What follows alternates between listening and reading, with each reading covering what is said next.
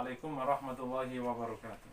Innal hamdalillah nahmaduhu wa nasta'inuhu wa nastaghfiruhu wa nastahdihi wa na'udzu billahi min shururi anfusina wa sayyiati a'malina. Asyhadu an la ilaha illallah wa anna Muhammadan 'abduhu wa rasuluh. Allahumma shalli wa sallim wa barik ala nabiyyina Muhammad wa ala alihi wa sahbihi ajma'in, amma ba'd. Jemaah yang dirahmati Allah, kita permohon kepada Allah semoga kita semua diselamatkan dari wabak yang sekarang ini sedang menjangkit kita semua.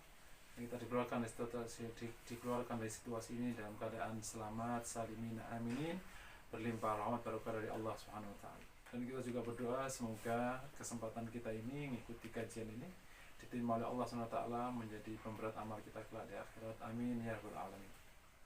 Mari bersama-sama sebelum kita mulai baca Fatihah, lagi-lagi berharap semoga Allah selamatkan kita semua. Al-Fatihah. A'udzubillahi minasyaitonir rajim. Bismillahirrahmanirrahim. Alhamdulillahirabbil alamin. Arrahmanirrahim. Maliki yaumiddin. Iyyaka na'budu wa iyyaka nasta'in. Ihdinas siratal mustaqim. Siratal ladzina an'amta 'alaihim ghairil maghdubi 'alaihim waladdallin. Materi kita sekarang tafsir Islami, melanjutkan dari kajian sebelumnya. Tapi khusus pada kesempatan kali ini kami akan bahas tentang berpikir imani. Apa sih berpikir imani atau tafsir al-imani? Ini berpikir yang didasarkan kepada keimanan. Dan hal ini menjadi ciri khas orang beriman. Lagi-lagi menjadi ciri khas orang beriman. Karena orang beriman itu hal pertamanya adalah iman itu sendiri. Kalau untuk etika, orang beriman sampai tidak beriman bisa ketemu titik temu. Seperti misalnya jujur. Orang beriman yang tidak beriman sama-sama punya sifat jujur. Tapi begitu bicara iman, maka hanya orang beriman. Apalagi yang tauhid, yang hanya mengesahkan Allah, percaya kepada Allah, maka berpikirnya sangat berbeda. Nah, bagi orang-orang mukmin, maka seluruh corak berpikirnya harus didasarkan kepada iman. Tidak boleh hanya mendasarkan kepada logika dan fakta. Karena logika hanya mencakup sebagian dari keseluruhan masalah. Ada banyak masalah yang memang tidak bisa dijelaskan oleh iman. Dia oleh logika. Dia hanya bisa dijelaskan oleh agama, oleh iman. Nah, di konteks ini, terutama kita sedang menghadapi masalah seperti ini, maka berpikir kita termasuk di konteks mencari sebab, mencari solusi, berkoordinasi, tahapan semuanya, maka semuanya harus dipandu oleh iman. Yang pertama cirinya. Berpikir imani, maka seorang ketika mengambil tindakan, bersikap selalu mendasarkan kepada konsepsi iman. Ada iman kepada Allah, kepada uluhiyah dan rububiyahnya Allah. Rububiyah Allah menjelaskan kepada kita bahwa Allah lah yang mengatur alam semesta. Berarti dalam konteks kita hari ini, ketika terjadi situasi seperti yang sekarang, ada musibah sekarang, maka Allah mengatur hal ini semua. Tetapi lagi-lagi kita tidak boleh menisbatkan hal buruk kepada Allah. Kenapa? Karena Allah mengatakan, "Ma asabakum min musibah fabima kasabat aydina." Bahkan di salah satu ayat, "Dhaharal fasadu fil barri wal bahri bima kasabat aydin nas." Tampak kerusakan di muka bumi, baik daratan atau lautan, akibat ulah manusia. Jadi ada uluhiyah Allah, ada rububiyah Allah. Termasuk ketika kita bicara uluhiyah, berarti hanya Allah yang disembah, hanya Allah yang ditakuti, hanya Allah yang ditaati. Dalam situasi seperti ini, makanya hanya Allah yang ditaati, hanya Allah yang ditakuti. Berpikir iman tadi, setelah iman kepada Allah, ada iman kepada qada dan qadar Allah. Segala sesuatu telah Allah tetapkan. Segala sesuatu telah Allah tentukan. Bahkan sebelum semuanya diciptakan, ada catatan di Lauhul Mahfuz. Makanya di salah satu riwayat dari Rasulullah SAW,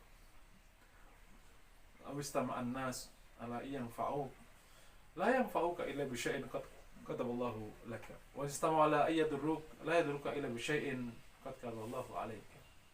Seandainya mereka bersatu padu untuk menjatuhkan manfaat, maka sekali-kali mereka tidak menjatuhkan manfaat kecuali dengan sesuatu yang Allah tetapkan untuknya. Dan seandainya mereka bersatu padu menjatuhkan mudarat, maka sekali-kali mereka tidak bisa menjatuhkan mudarat kecuali dengan sesuatu yang Allah tetapkan atas. Rufi al-qalamu wa juffatis suhuf. Pena catatan takdir telah diangkat dan suhuf juga sudah turun. Artinya sudah selesai. segala sesuatu sudah selesai, termasuk yang sekarang kita alami. Dampak dari iman kepada qada dan qadar ini, maka lahirlah sikap-sikap mulia yang menenangkan situasi sekaligus juga memberikan terobosan solusi. Kami ulangi lagi, menenangkan situasi dan memberikan terobosan solusi. Sikap itu adalah yang pertama, sabar. Sabar itu apa sih? Sabar adalah kesanggupan menanggung beban agar tetap bertindak benar. Beban itu bisa banyak, bisa sedikit. Yang jadi masalah itu bukan bebannya, tapi kesanggupannya menanggung beban. Saya suka memberikan ilustrasi jembatan. Jembatan itu roboh bukan karena beratnya beban, tapi jembatan itu roboh karena kemampuan jembatan menanggung beban lebih sedikit daripada beban yang lewat. Contoh, kalau bebannya 100 ton, sementara kemampuan jembatan itu 200 ton, maka tidak roboh. Ada beban lewat 2 ton, kemampuan jembatan 1 ton, maka roboh. Jadi persoalannya bukan di 100 ton atau di 1 ton. Persoalannya adalah di kapasitas kita menanggung beban. Sama sekarang situasi sekarang kita hadapi. Mental kita down, takut, khawatir, atau insya Allah kita tetap tenang, rileks, dan tetap kita berusaha. Itu kapasitas mental. Ada orang dikasih masalah 1, langsung stres. Ada orang punya masalah 1000, tenang. Ini bab kapasitas. Nah, di konteks ini, karena berpikir iman, yang tadi disasarkan kepada iman, kepada Allah, kepada qadar Allah, lahir sikap yang namanya sabar. Kuat, tahan. Akibat kuat, tahan, kokoh, maka dinaikkan ke sikap yang kedua, namanya tawakal. Disandarkan kepada Allah. Ini bahkan sesuatu yang paling baik untuk orang mukmin. Kelebihan orang mukmin di konteks ini adalah karena dia memang bisa menyandarkan kepada Allah. Karena Allah Maha segalanya, Maha kuasa, dan sekaligus Maha Rahman, Maha Rahim. Menyandarkan kepada yang menciptakan keadaan. Selesai sudah. Lagi-lagi di sini jadi masalah. Ketika orang beriman bahkan tidak bertawakal kepada Allah. Seakan-akan segalanya bisa diselesaikan pakai otaknya. Padahal lemah. Ibarat otak ini, otak kita ini kan hanya bagian kecil dari alam semesta. Ini 200 miliar sel otak, 1 sel otak. Itu kan hanya bagian kecil dari alam semesta. Dengan pongahnya manusia menyelesaikan kasus dengan 200 miliar sel otak yang cuma hanya beberapa kilo. Kayaknya mungkin nggak nyampe 1 kilo. Orang beriman tidak. Sebelum bicara logika, maka dia tawakalkan kepada Allah SWT. Ini bisa belajar dari para sahabat di perang Ahzab. Perang Ahzab adalah satu perang yang paling besar yang dilewati para sahabat. Karena di situ ada pasukan koalisi kalau bahasa kita sekarang. Ada 10.000 dari Quraisy. Di belakang sana ada Bani Quraidah yang siap menyerang dari belakang. Maka hanya orang-orang yang beriman, kemudian tawakalnya tinggi, yang tetap tegar menghadapi itu. Makanya orang-orang beriman akhirnya berkata, "Hadza ma wa'adana Allah rasuluhu wa sadaqallahu wa rasul." Ini yang Allah janjikan dan Rasul janjikan, dan benarlah yang Allah janjikan, yang Rasul janjikan. Ya, kemudian menyerahkan kepada Allah. Hasbunallah wa ni'mal wakil. Cukup bagi kami Allah, dan Allah lah sebaik-baik sandaran. Jadi sikap kedua turun dari iman itu adalah tawakal kepada Allah. Dan tidak ada lebih baik daripada menyandarkan urusan kepada Allah. Selesai sudah. Dan kalau Allah sudah disandari, dengan bahasa lain, kalau Allah, kita sudah menyandarkan kepada Allah, maka insya Allah lahir tuh hikmah. Wa may yatawakkal 'ala Allah fahuwa hasbuh. Yang menyandarkan urusan kepada Allah, maka Allah akan menyelesaikannya, Allah akan mengcovernya. Janji Allah. Di konteks ini, jamaah yang dirahmati Allah, jangan sampai kita justru melupakan tawakal kepada Allah setelah sabar tadi. Jangan pernah melupakan tawakal kepada Allah, karena itu adalah ciri orang beriman. Dan yang menarik itu justru menjadi solusi. Fahuwa hasbuh. May yatawakkal 'ala Allah fahuwa hasbuh. Yang tawakal kepada Allah, maka ia akan sabar, tawakal, kemudian yang ketiga ridha. Ini lebih tinggi lagi, ridha kepada Allah SWT, karena tidak ada yang terjadi alam semesta kecuali atas keputusan Allah, dan Allah Maha Rahman Maha Rahim, pasti memberi yang terbaik untuk hambanya, termasuk jika itu bentuknya musibah. Kita selalu mengatakan raditu billahi rabba wa bil islami dina wa bi muhammadin nabiyya wa rasul. Ridha kepada Allah sebagai Rabbnya, dan ridha kepada Islam sebagai agamanya. Ridha itu apa? Menerima dengan sukacita. Nah, kalau kita sudah menerima keadaan sudah dengan sukacita, jadi apa yang dipersoalkan? Nggak ada. Jadi kita ridha dengan sabar, dengan tawakal, dengan ridha, maka kita tenang. Pertanyaan berikutnya, apakah kalau demikian sikapnya berarti kita berpangku tangan, kemudian tidak bergerak, pasif, tidur? Jawabannya jelas tidak. Karena atas nama iman kita harus bergerak. Itu yang disampaikan oleh Allah Ta'ala di salah satu surat, lirrijali nasibum mimma iktasabu walin nisa'i nasibum iktasabu. Laki-laki mendapatkan bagian dari apa yang ia usahakan, dan bagi wanita dapat hasil dari apa yang ia usahakan. Jadi Allah memberikan hasil bagi laki-laki dan perempuan persis seperti iktisabnya. Jadi atas nama iman kemudian turun menjadi sikap sabar, tawakal, dan ridha, tidak diperkenankan orang mukmin untuk berpangku tangan. Saksikanlah baginda Nabi Shallallahu Alaihi Wasallam. Ia telah dijanjikan kemenangan, dijanjikan pertolongan, karena ia seorang Rasul yang diutus oleh Allah untuk membawa agamanya. Tapi Rasulullah mengambil peran maksimal. Seluruh strategi dijalankan, seluruh analisa dijalankan, sehingga akhirnya Allah berikan kemenangan.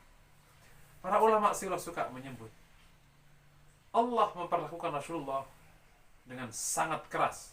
Dengan bahasa lain, Allah tidak memanjakan Rasulullah, sehingga dikit-dikit langsung ditolong. Begitu orang kafir menolak, turun malaikat Israel. Tidak. Allah perlakukan Rasulullah dengan sangat normal, taat kepada hukum sebab akibat. Itu yang disebut oleh Rasulullah di salah satu hadis dari Imam Baghawi, hadis sahih, Adabani Rabbi fa ahsana ta'dibi. Allah telah mendidikku dan Allah telah menyempurnakan pendidikannya atasku. Jadi Allah mendidikku dan Allah telah menyempurnakan didikannya atasku. Jadi Rasulullah dididik oleh Allah dengan sangat ketat, taat pada hukum sebab akibat. Oleh karena itu, belajar dari hal ini, setelah kita beriman, turun menjadi sikap sabar, turun menjadi tawakal, turun menjadi ridha. Poin yang kedua, tafkir imani mendorong kita untuk mengambil proses sebab akibat yang sangat baik. Dan kalau kita bicara sebab, maka bagi orang beriman terikat dengan hukum dua, yang bersifat asbab kauniyah dan yang kedua asbab syar'iyah. Sebab yang bersifat alam semesta, dan kedua sebab yang bersifat dengan syariat. Sebab bersifat kauniyah seperti orang kalau mau pintar maka belajar, itu kauniyah. Orang kalau mau kaya kerja, mau kaya ya bisnis, mau punya anak nikah. Nggak ada orang punya anak tanpa pasangan, karena Allah juga perlakukan Rasulnya demikian. Kalau ingin selamat dari banjir, ya bertempat tinggal di tempat tinggi. Kalau lah ada seorang wali tempatnya di tengah sungai nggak banjir, itu bab yang lain. Tapi secara umum tidak diperkenankan yang demikian itu. Kalau mau besar badannya makan, Allah bisa kasih engkau besar tanpa makan, bisa, tapi Allah tidak lakukan itu. Itu namanya hukum sebab kauni. Ada sebab yang bersifat syar'i. Kalau kau ingin barokah hidupmu, taat pada Allah, kerja dan taat pada Allah. Sebab syar'i menuntut kita untuk berbuat taat, yang nanti kaitannya dengan halal dan haram, dosa dan tidak dosa. Kalau sebab yang bersifat kauni, maka performansi yang menjadi ukuran. Nah, berpikir imani menuntut kita taat pada hukum ini. Jadi yang pertama, taat pada hukum sebab kauni. Kalau kita kaitkan dengan keadaan kita hari ini, coba kita analisis, sebab kauninya apa? Musibah yang menimpa kita hari ini, sebab kauninya apa? Oh, bisa jadi ini sebab kesalahan makan. Ada atau teori perang biologi, atau perang lanjutan perang ekonomi, atau bahkan ada sebuah teori yang lebih dahsyat lagi, depopulasi, memang untuk mengurangi populasi dunia. Apapun teorinya, tapi intinya mukmin harus tahu sebabnya.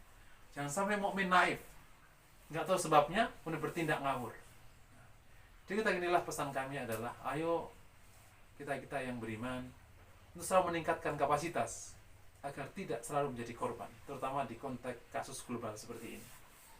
Nah, secara umum di konteks ini berarti kita harus mengambil satu sikap yang tepat sesuai dengan prosedur ilmiah.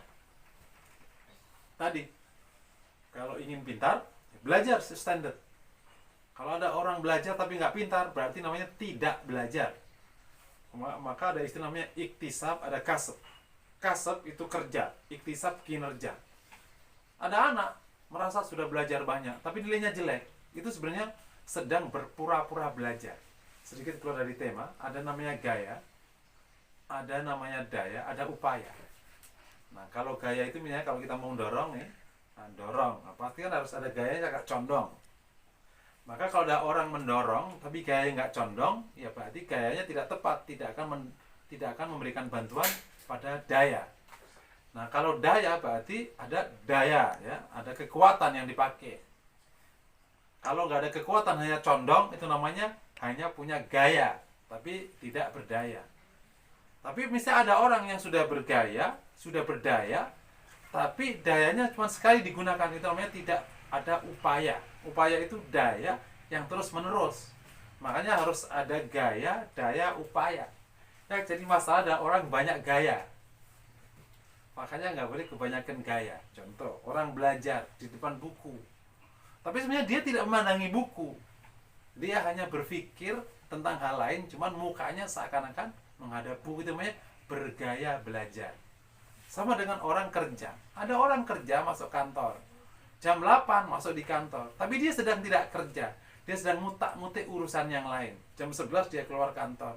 Begitu diambil, ditanya progresnya, dia bilang, saya udah kerja. Ya nggak tahu hasilnya. Banyak orang beriman yang naif, seakan-akan Tuhan yang salah, disalahkan sama takdir, padahal dia tidak sedang berkinerja. Sama nih kasus kita, kembali ke kasus kita hari ini ya. Makanya pesannya jangan banyak gaya, tapi kuatkan daya dan upaya. Jadi sebab kauni menuntut kita untuk tahu sebabnya dan kemudian tahu solusinya dan apa akibatnya. Makanya harus tahu inputnya seperti apa, prosesnya seperti apa, sehingga hasilnya kita bisa jelaskan. Nah, untuk kita kasar ini, ya, karena kita sama-sama sekarang diuji oleh Allah, maka kita harus tahu sebabnya apa. Kita harus paham betul itu kinerjanya corona itu kayak apa. Jangan dianggap remeh. Dia sudah bermutasi seperti apa. Bahkan dalam konteks yang ekstrim bisa jadi seluruh muka bumi sudah ditutup sama corona. Bisa jadi. Kita harus tahu proses yang berjalan ini. Kemudian apa yang kita kerjakan. Makanya di konteks taat pada hukum sebab kauni ini namanya berpikir standar. Standarnya apa? Nah, berarti kita harus cari solusinya apa? Nah, kalau di konteks musibah kita hari ini sekarang ya, berarti menjauhi kerumunan. Terus selalu atau sering cuci tangan. Terus tidak berkontak dengan banyak orang. Kemudian apalagi hidup sehat. Kalau sekarang ada misalnya beberapa minuman yang harus diminum dan seterusnya. Itu namanya taat kepada hukum sebab. Karena Rasulullah mengajar kita taat pada hukum sebab. Kami ulangi lagi. Rasulullah bisa dimenangkan oleh Allah tanpa sahabat. Rasulullah bisa dimenangkan oleh Allah di awal perjuangan. Kalau kita belajar dari perang Badar, Rasulullah SAW dikirim oleh Allah Allah mengirim kepada Rasulullah 1000 pasukan. Dan itu menjadi sebab kemenangan Rasulullah. Tapi pertanyaannya, kenapa Allah baru ngirim 1000 pasukan di perang Badar? Pertanyaan kritis berikutnya, kenapa tidak dikirim di awal perjuangan? Begitu Rasulullah naik Gua Sofa dan mengatakan, ya ma'syar Quraisy dan seterusnya, apakah engkau percaya bahwa ada pasukan yang akan menyerang kalian semua? Kata mereka, akuntum musaddiqiyya? Kata Rasulullah, kalian mempercayaiku? Kata mereka, ma jarottum kadiba, saya tidak pernah punya pengalaman engkau bohong meskipun sekali. Terus kemudian terjadi yang terjadi. Di situ Rasulullah mendapatkan situasi berat. Tapi malaikat belum turun. Kenapa? Karena Allah ingin ajar Rasulullah taat kepada hukum sebab kauni. Sehingga umatnya nanti tidak naif. Umatnya tidak bodoh. Umatnya tidak lemah. Betul, ada iman di atas tadi. Tapi justru atas nama iman, orang harus taat pada hukum sebab. Jadi konteks hari ini sekarang, konteks musibah sekarang kita alami, kita harus taat pada hukum sebab.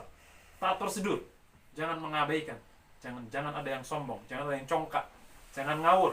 Karena itu bukan sikap orang yang beriman. Nah, setelah taat pada hukum Allah di sebab kauni, taat juga kepada Allah di sebab syar'i atau hukum syar'i yang bicara halal haram. Karena memang fakta-fakta di dunia ini dapat dijelaskan oleh hukum ini. Ada orang kerja siang malam tapi nggak cukup-cukup, bisa jadi ada dosa di tengah. Ada orang, ada negara berlimpah sumber daya alam tapi miskin terus, ada yang salah di situ pasti. Karena kalau kita lihat ayat itu punya hubungan, misalnya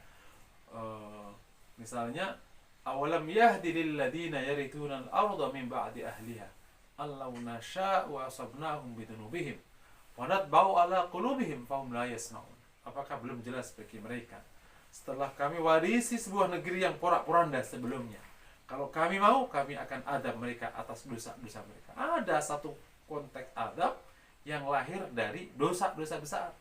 Hadis Rasulullah misalnya, wailul arabi min syarrin qad iqtarab, celaka bagi orang Arab karena ada keburukan yang telah mendekat. Seorang sahabat di konteks ini Ummi Salamah disebutkan, anahlik, bertanya kepada Rasulullah, anahlik wa fina salihun, apakah kami bisa binasa sedangkan masih banyak orang saleh di tengah kami? Kata Rasulullah, na'am idza kathul khabas, iya kalau sudah banyak perbuatan keji. Jadi kalau perbuatan keji itu banyak, bisa jadi memang berdampak kepada keburukan di alam semesta. Makanya ada ayat, walau kana ahlul qura amanu wattaqau walau kana ahlul qura amanu wattaqau faftahna alaihim barakatin minas sama. Seandainya penduduk negeri itu beriman takwa, maka kami bukakan barokah langit dan bumi. Dan ini bab, mohon kita semua harus yakin dan jangan pernah abai. Ada hubungan antara perbuatan kita yang terkait dengan halal haram, dosa dan tidak dosa ini dengan hasil di dunia, apalagi hasil di akhirat. Orang-orang yang taat kepada Allah tidak sama dengan orang yang tidak taat kepada Allah. Makanya kalau ada orang yang tidak taat, kok tampak seperti fine-fine saja, yakinlah itu bukan substansi. Pasti dalamnya ada masalah. Karena Allah bisa jadi berikan adab bentuknya, Allah berikan adab di dalamnya, luarnya tidak ada adabnya. Seperti orang yang masih kerja keras, gajinya masih sama, tapi Allah cabut barokahnya. Seperti sebuah negeri, memang tetap alamnya masih oke, tapi Allah cabut barokahnya, sehingga banyak masyarakat miskin di tengahnya, banyak kekacauan di tengahnya, banyak masalah di tengahnya. Itu namanya hubungan hukum Allah yang bersifat syar'i dengan hasil-hasil. Nah, bagi orang mukmin atas nama iman, harus taat pada hukum Allah di syariahnya. Nah, begitu kita masuk ke kasus ini, maka kita bisa mengatakan, bisa jadi setelah masalah sebab yang bersifat kauni tadi, kita harus juga menganalisis ada sebab yang bersifat syar'i. Jangan-jangan selama ini banyak dosa yang berlimpah di tengah kita sehingga Allah izinkan musibah ini menimpa kita semua, bahkan menimpa warga dunia. Kita bisa bertanya melalui beberapa ayat yang tadi disebutkan, karena hadis disebutkan, idza kathrul khabas, jangan-jangan memang dunia ini lebih banyak dipenuhi oleh keburukan. Buruk itu kita bisa sebut boleh ada, tapi yang tidak boleh adalah kalau keburukan itu dominan. Meminta orang satu kawasan taat semua itu ideal, tapi sejarah menunjukkan tidak terjadi. Selalu ada yang maksiat, bahwa selalu ada yang kafir. Yang jadi masalah adalah kalau kekafiran, kemunafikan, kedoliman, kefasikan, dosa besar itu dominan. Nah, kalau sudah dominan, maka sesuai dengan ayat tadi dan ayat yang lain punya hubungan erat dengan masalah. Sebaliknya, yang dominan itu ketakwaan, keimanan, amal saleh, maka yang terjadi adalah barokah, kebaikan, itmi'nan, sakinah dan seterusnya. Cuma yang dirahmati Allah, kembali ke materi kita, tafkir imani, berpikir imani adalah meminta kita selalu mendasarkan segala sesuatunya atas dasar iman. Dalam konteks hari ini berarti ada iman yang ditaruh di depan. Semuanya dilihat menggunakan kacamata iman. Di depan, tidak boleh di belakang, apalagi dinafikan, naudzubillah min dzalik. Sehingga tidak lahir keputusan tindakan yang justru bertentangan dengan iman. Atas nama kesehatan, atas nama kebaikan, bertentangan dengan iman. Dan ini bahaya. Kenapa demikian? Karena engkau tidak tahu fakta. Kau tidak tahu hal-hal lain di luar fakta. Padahal dunia ini bukan hanya sekedar fakta yang kau lihat. Ada hal lain di luar fakta yang kau lihat. Itu yang pertama. Yang kedua, atas nama iman, justru kita harus taat pada hukum Allah di alam semesta dan taat pada hukum Allah di syariatnya yang nanti menghasilkan barokah. Itulah sebenarnya esensi dari doa Rabbana atina fid dunya hasanah wa fil akhirati hasanah wa qina adzabannar. Kita baik di dunia, baik pula di akhirat. Kalau engkau hanya taat pada hukum Allah di sebab akibat, hukum sebab kauni, maka bisa jadi di dunianya masih baik, meskipun bisa jadi ya tidak barokah, tapi akhiratnya kacau. Sebaliknya kalau hanya taat pada hukum syariatnya, maka bisa jadi ada masalah di dunia dan itu tidak diizinkan. Makanya kita minta hasanah fid dunya wa hasanah fil akhirah. Jemaah yang dirahmati Allah, kiranya demikian yang harus saya sampaikan. Semoga kajian pada hari ini memberikan inspirasi kepada kita semua dan sekaligus memberikan cakrawala yang baik untuk kita. Bagaimana kita berpikir yang baik sebagai seorang mukmin yang hari ini kita sebut sebagai tafkir iman. Qulu qouli hadza. Assalamualaikum warahmatullahi wabarakatuh.